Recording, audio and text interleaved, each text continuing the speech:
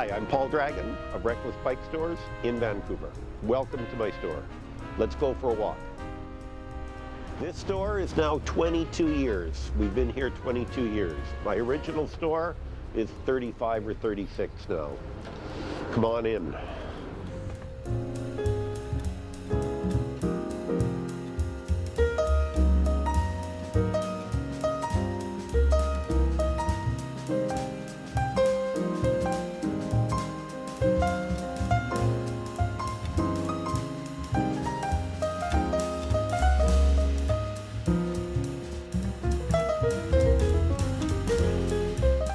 Commuter cycling has been a part of my life for 40 years, 45 years. With Reckless, as the bicycle started to become more and more popular in the 80s and 90s, we realized we couldn't be all things to all people. We couldn't necessarily be a BMX store or a heavy-duty mountain bike store. So around 95, 96, 97, we said, you know, we're an urban bike store. If you're going to use your bike in the city, whether it's a road bike, a racing bike, a hybrid bike, a folding bike, an electric bike, that's something that we wanted to concentrate on. And it was me realizing that my life was better when I could use my bike more and drive less. And yet it was also other people were coming to that realization as well. Mostly people younger than myself who grew up thinking differently about the environment and differently about how they live comfortably in an urban environment.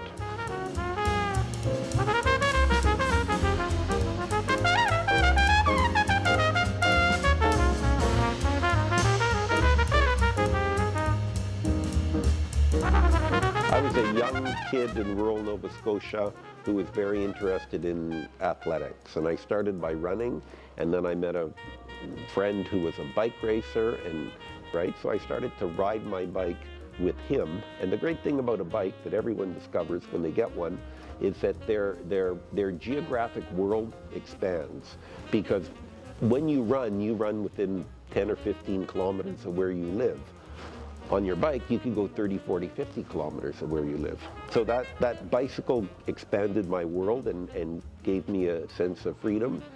I thought, wow, this is great.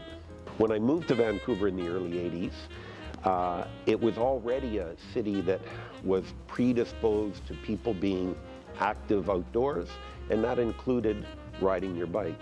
So there were more people here riding a bike in Vancouver than I had seen anywhere else, with the exception of the time I spent in Europe, in France and Italy, where there were bike racers who rode their bike, but there was also the grandmother who was going to the market with 2 bags over her handlebar, or the kids going to school, or you could see in Europe that bike was integrated into their daily life. And so when I moved to Vancouver, I thought, you know, living in Vancouver is great, but living in Vancouver with a bicycle is even better, because you can explore your neighborhoods. You can get from A to B relatively quickly. At the time, I didn't have enough money for an automobile, and the bus was expensive, but I could ride my bike for free, and it allowed me to get along and explore the neighborhoods. As I moved into my business world and got interested in the retail bike business, I carried those thoughts with me.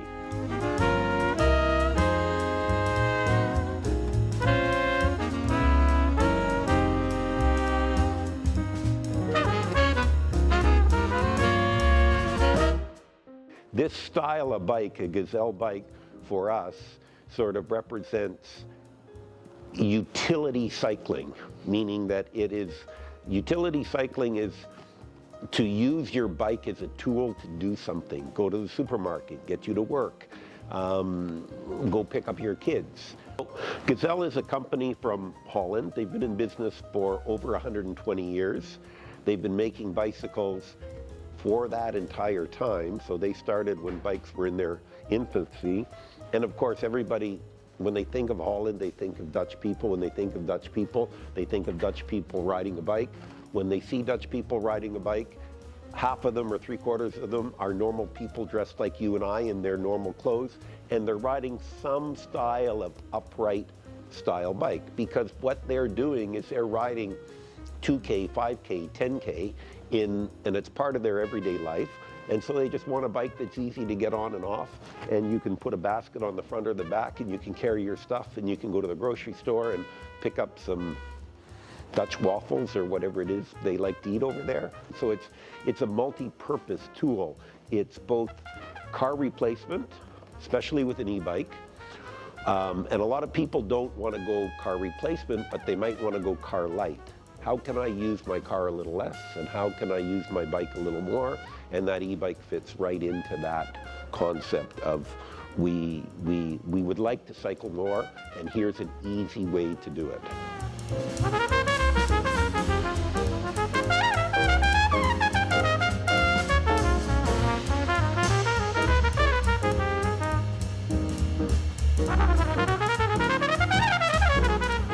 So now you've decided you want to ride your bike, hopefully to work, but for whatever. So the first step in that is let's find some nice, safe places to ride. And here in Vancouver, we're kind of blessed because we have a City of Vancouver bike map, which is done by the City of Vancouver, obviously. And then we have a regional bike map, which is done by TransLink. So you decided you want to ride your bike more, or you want to start riding your bike. The first thing to do is let's find a safe place to ride your bike, because so many people say they would like to ride, but they're afraid of the traffic, and rightfully so. So these bike lanes or bike routes are much safer than being in regular traffic. A lot of them now are separated, physically separated, so you can feel more at ease getting on your bike.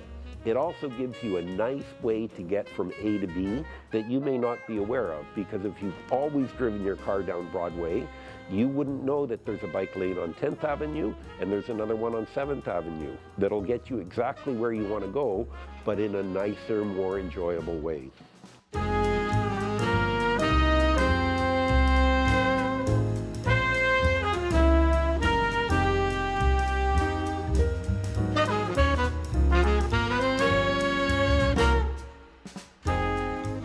Look, getting an e-bike will change your life.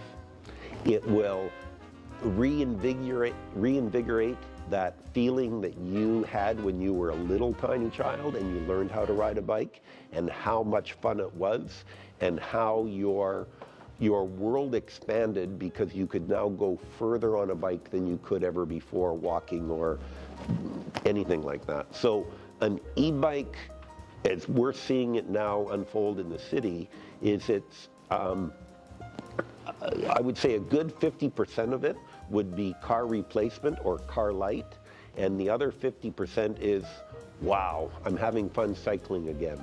I can go further than I did before, or I can do the same routes that I wasn't able to do because I had a hip operation or a knee operation, or I used to be 40 and now I'm 70. That e-bike is an equalizer, and it works great, and everybody should have an e-bike in their life. It just is fantastic. This bike that we're now terming cargo light, meaning it's designed to carry cargo, but they're a little smaller than a traditional long-tail cargo bike, but more importantly, they're designed to move children and product rather than using your car. So we've seen in the last 5 years a tremendous uptake in a young family with one child or two children coming to see us and saying, my friend has this, we're thinking about doing it, what do we need to know? Meaning, my friend is moving their kids back and forth to daycare and the swimming pool on a bike, and they're really having fun doing it, and we're still driving our kids in the minivan or the SUV. What do we need to know? And this is an evolution of both most importantly is safe infrastructure, but also it's that person who has been riding their bike on their own to go to work or to go to school or whatever, but now they're 10 years older and they have a wife or a husband and one child or two children, and they've realized that being stuck in traffic, trying to get your kids somewhere isn't the best way to enjoy your life in the city. So these styles of bike that we would, and you might call it urban cargo, but it's as important, it's probably more important for the kid moving capability than it is for the cargo capability. But because the guys are smart who designed them, they go, wait a minute, if you're moving kids, we know kids come with a lot of stuff. So we need to be able to move both the kids and the stuff. And so they've got a whole ecosystem of bags and racks that allow you to use your bike as to move what's important in your life, your children and the goods you need for your life. So you can take a bike like this and go to Costco and you can fit a lot of stuff in there that you couldn't on a traditional bike, or would be more difficult on a traditional bike. So these sort of car replacement vehicles that are electric, because electric is a game changer. Without electric, nobody's buying these because they're too heavy, they're too difficult. But with the motor, it changes everything. So hugely popular, becoming more and more popular. And the more you see them on the road, the more acceptable it becomes for someone else to go, hey, I could do that too. A charge on an e-bike, it's like your gas tank in an automobile. The bigger the tank, the further you can go between refills. With an e-bike, it's about your battery. So the larger the battery or the more capacity it has, the further you can go between charges. Having said that, for an urban environment, we've been selling e-bikes now for close to 15 years. No one has ever yet come to us and said, you know, my battery doesn't have enough range. So you're going to get anywhere from about 60 to 100K on a charge.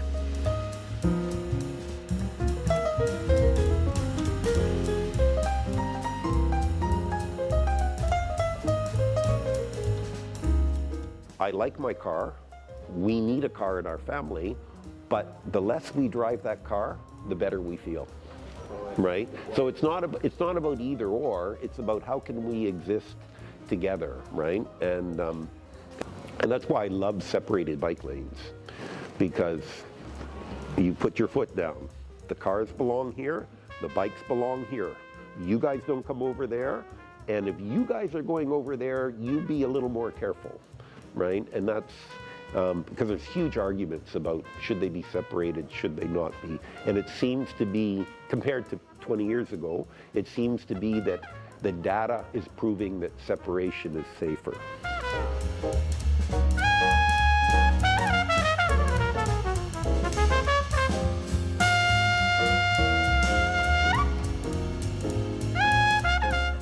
We don't have a traffic problem. What we have is a car parking problem. Because if you remove every car parked on the street, like they do in Monaco, for example, there's tremendous bandwidth. That's a 4-lane street right out there. As soon as we take those cars off the street, there's room for everybody in there. There's room for the cars to go, there's room to put patios in there, there's room for the people to ride their bike, there's room for people to walk. Right? So if you're able to get all those cars off the street and parked underground somewhere, your street is huge. It frees up so much space. But we haven't thought like that for 100 years, right? Or we never thought like that because we just thought that if 2 lanes were good, 4 lanes were better. And if 10 parking spots were good, 20 were better. And now there's a shift in that thinking, which is, wait a minute, how do we manage with less parking spots? To manage with less parking spots, we need better amenities at the end. We need safe bike parking. We need facilities, whether it's showers or lockers or a place to store your gear at the end of your trip, and you can come back and get it. Without those good end-of-trip facilities, that's a barrier. And people may not realize it's a barrier until they see something really good, and then they go, wow, this is really good. The other thing about great bike infrastructure is it acts like a magnet. It pulls the bicycles, bike parking too. Bike infrastructure and good bike parking pulls those bikes away from where they're, quote, a little less desirable to a place where it's a little more desirable. Great example is the Arbutus Greenway. That place didn't exist 15 years ago unless you lived in the neighborhood and you walked your dog along the railway tracks. Now there's no better way to get from Granville Island to Kerrisdale than on that Arbutus Greenway, because it attracts bikes and it attracts people like a magnet. It pulls them off the bad places and puts them in a great place. And that is really good infrastructure. And that's why people want to ride on 7th Avenue or 10th Avenue and not down Broadway, because it feels better, right? That's the latest bike lane you should go take a look at, which is the one on Southern Seymour Richards. I can never remember the name of it. That's beautiful. It's like a linear park. I just want to be on that bike lane to enjoy being on that bike lane. And that's their latest evolution of bike lanes, is bi-directional, because they realize that people, it's easier to have one lane, one way. It's more efficient, and people use it more if they can go back and forth on their same lane. But more importantly, they've got trees along it. They've got some benches along it. They've got curb cuts cut out. They've got lights that synchronize with the bike paths. There's a whole bunch of things that go to that, but it acts like a magnet. And that's the only way I want to go downtown now, is to ride my bike on that bike lane, because it's so nice.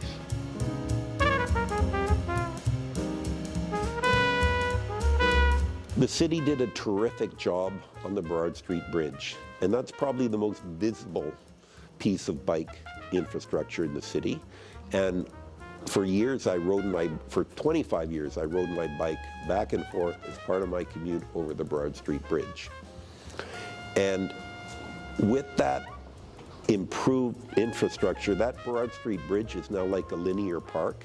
It's a pleasure to be on it on your bike, but it's also a pleasure to be walking on it, because they separated the cyclists from the bike riders. So everybody knows where there should be. There's little to zero conflict between those two users. But as importantly, the efficiency of driving your automobile over that bridge has increased tremendously. It's a way better bridge to drive your car over than it was 15 years ago, as it is a way better bridge to ride your bike over, as it is a way better bridge to walk over. You see people sitting on that bridge because they put some benches there. It's a nice place to go. Imagine 20 years ago you said, you know, we're going to put benches on the Burrard Bridge. People would look at you like you're nuts. Why would you do that, right? But that bridge is a testament to good design and the concept of we need to accommodate the broadest range of people, not just people on their bikes. It's not all about bikes. It's all about how do we make this environment better for everybody. Point Grey Bike Road, a bike lane, case in point. That was a terrible place to ride your bike. It was a difficult place to drive. It wasn't a pleasant place to walk. The sidewalk was too narrow, the lanes were too narrow, the pavement was too bad. But they looked at that and they said, okay, how can we make this the best for the greatest number of users? In that case, they said, no, the cars have to go. And it wasn't the cars have to go and we don't know what we're going to do with them. It was, we know we need to eliminate automobile from this stretch of road because there'll be too much conflict. And we know that when there's a conflict between walkers and cyclists and an automobile, the automobile always wins, and the people who are hurt are walking or cycling. But they said, we know there's going to be traffic. What are we going to do with that traffic? So they improved the Burrard Street interface, let's call it. They looked at 4th Avenue and said some of the traffic's going to go here. We're going to divert some of it to 12th and 16th Avenue. They made accommodations for that traffic, and most of that was through traffic. People coming from downtown to go to UBC, primarily to go to school or work.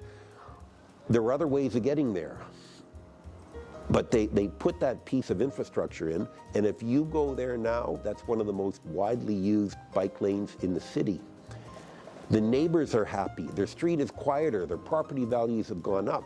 You see old people, young people, kids with, mums with kids in strollers, dads with kids on their bike, mom and dad cycling together with kids on their cargo bike.